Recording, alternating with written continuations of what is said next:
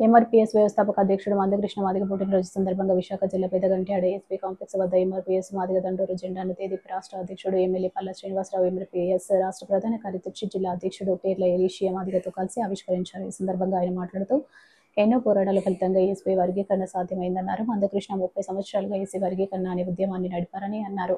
కేంద్రంలో బీజేపీ ప్రభుత్వం, రాష్ట్రంలో కూటమి ప్రభుత్వం ఎస్సీ వర్గీకరణకు శ్రీకారం చుట్టాయని తెలిపారు.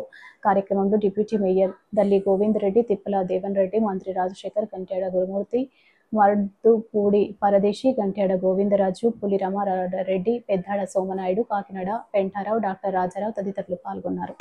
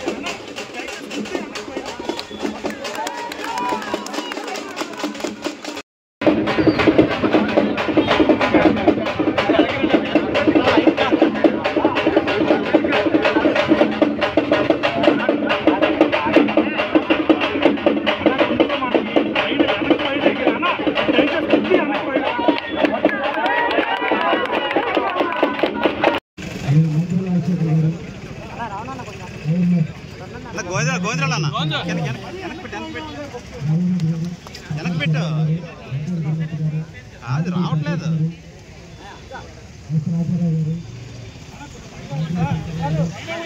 చేతిలోటి మధ్యలో బాబు కొద్దిగా బయట ఉండు.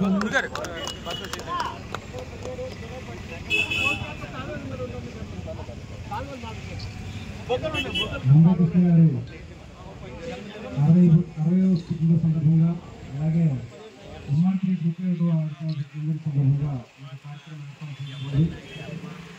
కార్యక్రమానికి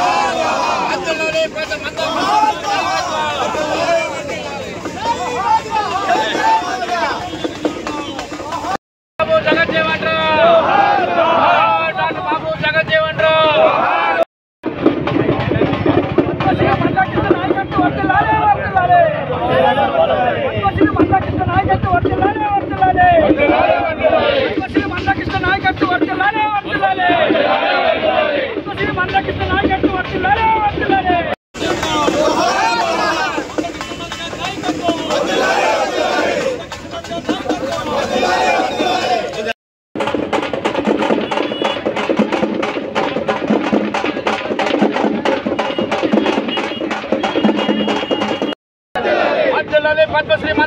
మాదిగ నాయకత్వం, పద్మశ్రీ మందకృష్ణ మాదిగ నాయకత్వం. పద్మశ్రీ మందకృష్ణ మాదిగ నాయకత్వం, పద్మశ్రీ మందకృష్ణ మాదిగ నాయకత్వం.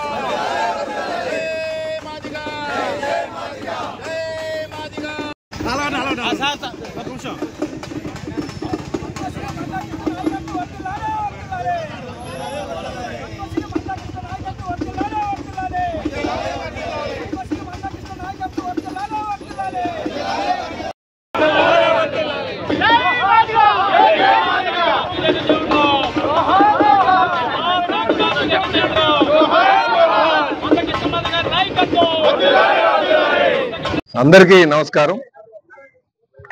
ఈరోజు ఎస్సీ వర్గీకరణ సాధించుకున్న గారు ఏదైతే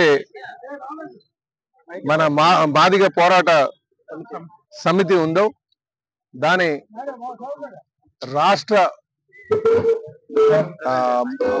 ప్రధాన కార్యదర్శి అలాగే విశాఖపట్నం జిల్లా ఇన్ఛార్జ్ అయినటువంటి ఎల్ఈసీ గారు మరి ఈరోజు ఈ జెండా ఆవిష్కరణ కార్యక్రమానికి మమ్మల్ని ఆహ్వానించారు గాజువాకలో జరుగుతున్నటువంటి ప్రోగ్రామ్ కి.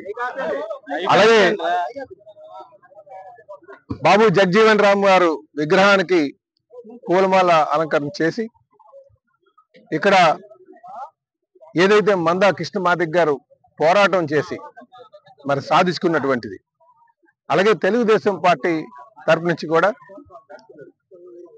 మా జాతీయ అధ్యక్షులు ఈ రాష్ట్ర ముఖ్యమంత్రి వర్యులు శ్రీ నారా చంద్రబాబు నాయుడు గారు కూడా ఎస్సీ వర్గీకరణ చేస్తే బాగుంటుంది, అనగారినటువంటి వర్గాలకి వారు ఖచ్చితంగా ఒక సముచిత స్థానం కల్పించడం జరుగుతుందని వారు ఆ రోజు చాలా ఒక 30 సంవత్సరాల క్రితం కూడా ప్రపోజ్ చేశారు. అలాగే ఈ రిజర్వేషన్ సాధించాలని ఆహర్నిశలో కష్టపడినటువంటి కృష్ణమాది గారు చాలా స్ఫూర్తిదాయకం. ఈరోజు యువత అంతా కూడా స్ఫూర్తిదాయకంగా తీసుకోవాల్సిన అవసరం ఉంది. ఎందుకంటే ఎక్కడ మొదలైందంటే సాధించగలమా సాధించలేమా అని ఆలోచించడం వారు మొదలుపెట్టినప్పటికీ కూడా వాళ్ళు సాధించగలిగారు. అలాగే తెలుగుదేశం నాటి పార్టీ రాజకీయ పార్టీలు అనేక పార్టీలు కూడా వారికి సహకారం అందించడం కూడా జరిగిందని చెప్పి ఈ సందర్భంగా తెలియజేస్తున్నాం. ఖచ్చితంగా ఏదైతే ఎస్సీ వర్గీకరణ సాధించారో దాని ఫలాలు అందేటట్టుగా మేము కృషి చేస్తామని చెప్పి ఈ సభాముఖంగా తెలియజేస్తున్నాం. అలాగే మా మాదిగ సోదరులందరికీ కూడా నేను పేరు పేరున శుభాభినందనలు తెలియజేస్తున్నారు. ఈ పోరాట స్ఫూర్తిని ముందుకు నడిపించాలి, సమాజ స్థాపనకి మనందరూ కృషి చేయాలని చెప్పేసి ఈ సందర్భంగా తెలియజేస్తూ సెలవు చేస్తున్నాం. ఈరోజు ఎంఆర్పిఎస్ స్థాపించి 31 సంవత్సరం అవుతుంది. ఇదే తారీఖున కృష్ణమాది గారి బర్త్డే కూడా. ఈ 31 సంవత్సరం కూడా అల్పెరగన పోరాటం చేసి ఈ ఎస్సీ ఏబిసిడి వర్గీకరణ సాధించుకోవడం జరిగింది. ఆయన యవ్వనం అంతా కలిపి 31 సంవత్సరాలు అంటే ఇప్పుడు ఆయనకు 60 సంవత్సరాలు అంటే 30 సంవత్సరాలు పోరాటంలోనే ఉన్నాడు. సో ఆ పోరాటం ద్వారా ఈ రోజు ఏబిసిడి వర్గీకరణ సాధించుకోవడం జరిగింది. సో దాన్ని సాధించుకునే క్రమంలో ఇప్పుడు రాజకీయ పార్టీలు అన్ని అండగా ఉండడం వల్ల ఇది సాధించుకోగలిగాం. అదే ఆ నాయకులందరినీ పిలుచుకొని ఈరోజు మా జెండా పండుగలాగా ఏబిసిడి వర్గీకరణ జరిగిన ప్రారంభమైన తేదీని మేము గుర్తుగా పెట్టుకొని ఈ యొక్క కార్యక్రమానికి వాళ్ళందరూ ప్రతి ఒక్కరు కూడా సహకరించారు. కాబట్టి ఆ సహకరించిన క్రమంలో వాళ్ళందరి అభినందనలు తీసుకొని వాళ్ళందరూ సన్మానాలు చేసి ఈ యొక్క కార్యక్రమం చేస్తున్నాం. ఎంఆర్పిఎస్ 31వ ఆవిర్భావ దినోత్సవానికి ఇచ్చేసినటువంటి తెలుగుదేశం పార్టీ రాష్ట్ర అధ్యక్షులు గాజువాక నియోజకవర్గం శాసనసభ్యులు పెద్దలు పల్లా శ్రీనివాస్ గారికి, అలాగే జీవీఎంసీ డిప్యూటీ మేయర్ అన్న తల్లి గోవిందరెడ్డి గారికి, అలాగే ఇక్కడికి విచ్చేసినటువంటి మీడియాకి మరియు మందకృష్ణ మాది గారి పక్షాన సామాజిక నమస్కారాలు. ఎంఆర్పిఎస్ ఉద్యమం ఈ రోజుకి 30 సంవత్సరాలు పూర్తి చేసుకొని 31వ సంవత్సరం ఈ ఆవిర్భావ దినోత్సవం జరుపుకుంటున్నామంటే ఈ ఎంఆర్పిఎస్ ఉద్యమం 1994 జూలై 7న మొదలైతే ఈ ఉద్యమాన్ని ముందుండి నడిపించింది పద్మశ్రీ మందకృష్ణ మాదిగ గారు అయితే, వెనకుండి దాంట్లో పోరాటాలు చేసింది మాదిగ జాతి అయితే, మీ 30 సంవత్సరాల ఉద్యమాలు అన్నగారు ఏ పిలుపునిచ్చినా కూడా అది వనరుల రూపంలో కానివ్వండి, వాహనాల రూపంలో కానివ్వండి, ఇతరితర రూపాల్లో కూడా ఎంఆర్పిఎస్ ఉద్యమానికి 30 సంవత్సరాలుగా అండదండలుగా ఉంది మిగతా సామాజిక వర్గాల ప్రజలందరూ కూడా. కాబట్టి ఈ ఎంఆర్పిఎస్ ఉద్యమాన్ని అందరికీ కూడా అంకితం చేస్తున్నట్టు పద్మశ్రీ మందకృష్ణ మాదిగ గారు తెలుపుతూ ఉన్నారు. అలాగే చూసుకుంటే ఎంఆర్పిఎస్ ఉద్యమం మొట్టమొదటిగా ఆంధ్రప్రదేశ్ లోనే కాదు భారతదేశంలోనే మొట్టమొదటిగా వర్గీకరణ జరిగిందంటే అది ఆనాడు ఉన్నటువంటి నారా చంద్రబాబు నాయుడు గారు 2000లో రిజర్వేషన్ వర్గీకరణ చట్టాన్ని ఆంధ్రప్రదేశ్ లో తేవటం వల్ల ఆనాడు 2000 నుంచి 2014 వరకు కూడా రిజర్వేషన్ వర్గీకరణ జరిగింది. అలాగే అధికారంలోకి రాకముందు ఈ ఏడాది పోయిన సంవత్సరం ఫిబ్రవరి 28న చంద్రబాబు నాయుడు గారిని వారి గృహంలో ఎంఆర్పిఎస్ ముఖ్య నాయకత్వం మొత్తం కలిసి ఆయన్ని వర్గీకరణ కోసం మద్దతు అడిగినప్పుడు ఆయన వర్గీకరణ చేస్తారని హామీ ఇచ్చారు. ఆయన అధికారంలోకి వచ్చిన వెంటనే కూడా వర్గీకరణ చేసే విధంగా ఆయన రాజీవ్ రంజన్ మిశ్రా గారి కమిషన్ వేయడమే కాకుండా వర్గీకరణ చేసి ఈరోజు ఫలాలు అందించాడు. అలాగే ఆయన వర్గీకరణతో పాటు కొన్ని అంశాలు మా ముందుంచారు.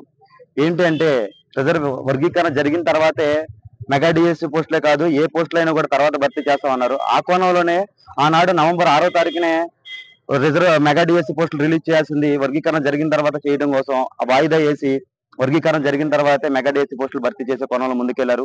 అలాగే చూసుకుంటే చాలా కాలంగా మాకు ప్రమోషన్స్ లో రిజర్వేషన్స్ లేక ఎంతో మంది ప్రమోషన్స్ ప్యానల్ వచ్చేటాలకే మా వాళ్ళు వెనకబడిపోయి చాలా మంది ఉన్నతాధికారులకు ఎదగలేని పరిస్థితి. అలాంటిది కూడా ఆయన మాట ఇచ్చినట్టుగానే మొన్న 19వ తారీఖున ప్రమోషన్స్ లో రిజర్వేషన్స్ కూడా ఆయన హామీ ఇచ్చినట్టుగానే అధికారికంగా ప్రకటించడం జరిగింది. అలాగే చూసుకుంటే ఇంతవరకు కూడా ఎస్సీలో ఉన్నటువంటి చాలా మంది చదువుకుంటే ఉద్యోగాలు వచ్చి అభివృద్ధి చెందుతారు, లేదా చదువుకునే నిరుద్యోగులకు ఉన్నటువంటి చాలా మంది కూడా వాళ్ళు ఏదో ఒక విధంగా ఆర్థిక రూపంలోనో ఏదైతే ప్రభుత్వం ఇచ్చేటువంటి వనరుల రూపంలో సహకారం రూపంలో లోన్ల రూపంలో వాళ్ళు అభివృద్ధి చెందాలి. కానీ అలాంటి పరిస్థితి ఇప్పటి వరకు చాలా వరకు మాదిగ జాతిలో లేకపోవడం వల్ల మొన్న జవహర్ గారికి ఇచ్చి ఎస్సీ కమిషన్ చైర్మన్ మాదిగ జాతి అభివృద్ధికి ముందుకు కొనసాగుతున్నటువంటి నారా చంద్రబాబు నాయుడు గారికి, అలాగే కేంద్రంలో ఉన్నటువంటి ఈ రోజు వర్గీకరణ జరుగుతుందంటే సుప్రీంకోర్టు ద్వారా మాకు మద్దతు ఇచ్చి మాకు అండగా నిలిచినటువంటి కేంద్ర మన దేశ ప్రధానమైనటువంటి గౌరవనీయులు నరేంద్ర మోదీ గారికి, అలాగే ఇక్కడికి ఇచ్చేసినటువంటి అన్ని పార్టీల, ఎందుకంటే 30 సంవత్సరాలు మేము వర్గీకరణ జరుపుకున్నామంటే వర్గీకరణ ఫలాలు ఈ రోజు మా ముందుకు వచ్చినంటే 30 సంవత్సరాలు ఆనాడు చనిపోయినటువంటి వైఎస్ రాజశేఖర రెడ్డి గారు కూడా ఉషా మెహ్రా కమిషన్ వేశారు.